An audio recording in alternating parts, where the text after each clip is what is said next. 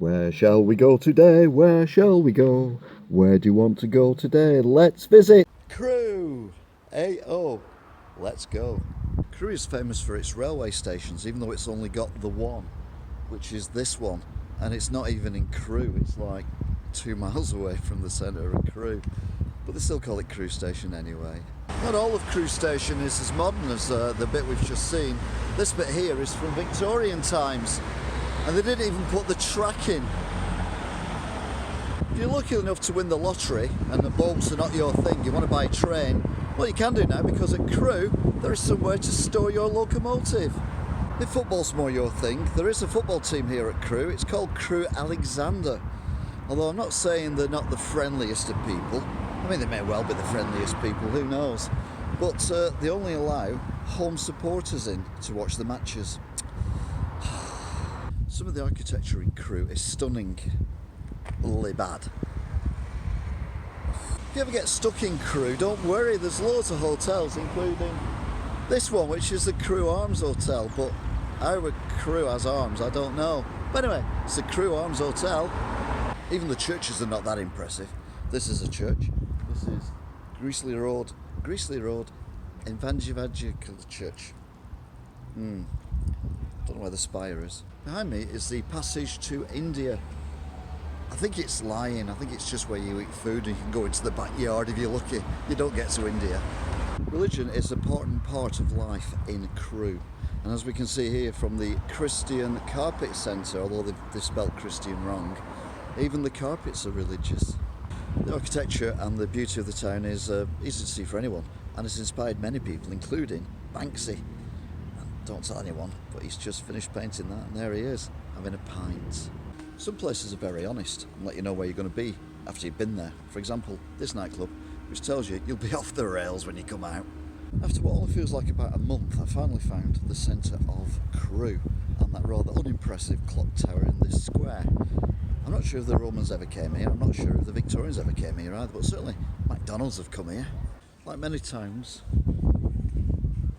all over the country to be fair, they do have a closed down BHS, but they take it further than that here in Crewe. They also have a closed down charity shop, a closed down shoe zone, and a whole row of closed down shops. But don't panic, they've still got a sex shop.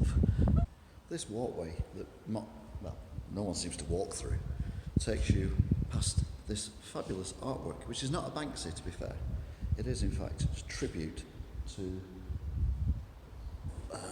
Brunel or something to do with trams or something anyway. But it also brings you to the rather fabulous, and I'm not joking here, it is a fabulous Swift the Wake, folks.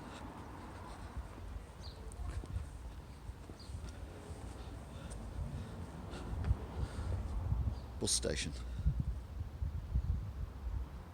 Yeah. Here we are passing Hunter's Furniture Shop, which not only is it closed down, looks like it's falling down with all this scaffolding around it. Oof. One thing Crewe could do with is a new look, which thankfully it's currently still got. Sadly it's open at the moment.